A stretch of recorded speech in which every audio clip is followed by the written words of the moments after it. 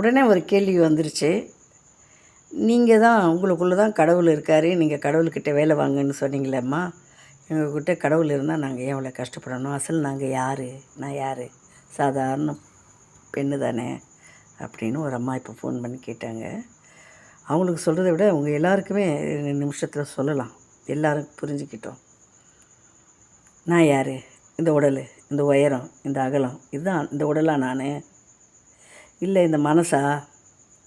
நினச்சா சொர்க்கத்துக்கு போகலாம், நினச்சா அமெரிக்காவுக்கு போகலாம், நினச்ச இடம் எங்கே வேணாலும் போகலாம், நிகழ்காலத்தில் வாழலாம், எதிர்காலத்தில் வாழலாம், கடந்த காலத்தில் நடந்ததை நினச்சி வாழலாம். இந்த மனசா நான்? இந்த உடலும் நான் அல்ல, இந்த மனமும் நான் அல்ல. அப்போ நான் யார்? இந்த உடல் நீர், நிலம், நெருப்பு, காற்று, ஆகாயம், பஞ்சபூதத்தால் ஆக்கப்பட்ட இயக்கப்பட்டு கொண்டிருக்கின்ற உடல். இந்த பிரபஞ்சம் நீர், நிலம், நெருப்பு, காற்று, ஆகாயம் அதனுடைய கட்டுப்பாட்டில், அதனுடைய இயக்கத்தில் இயங்கி கொண்டு இருக்கிற பிரபஞ்ச சக்தி. இந்த பிரபஞ்ச சக்தியில் இருந்து வந்த அந்த பஞ்சபூத சக்திகளின் கூட்டு ஆற்றல், அதுதான் நம்ம உடலுக்குள்ளே நுழைஞ்சி உள்ளேயும் வெளியேயும் கடந்து, உள்ளே கடந்து வெளியே கடந்து, உள்ளே நுழைந்து நம்மை இயக்கிக் கொண்டிருக்கிறது.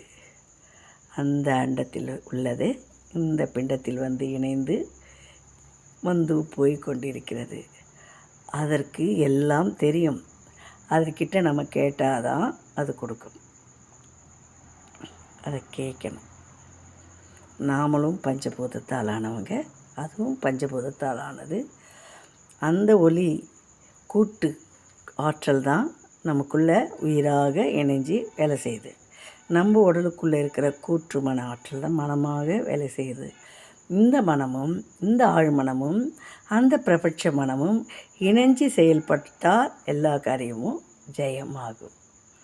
இதை தான் கடவுள், கடவுள்கிட்ட வேலை கேளு, கடவுள்கிட்ட வேண்டு, கடவுள்கிட்ட பிரார்த்தனை போடு, பிரார்த்தனை போட்டதோடு இல்லாமல் செயல்பட்டதோடு இல்லாமல் அந்த செயல் வடிவம் வெற்றி பெறும் வரை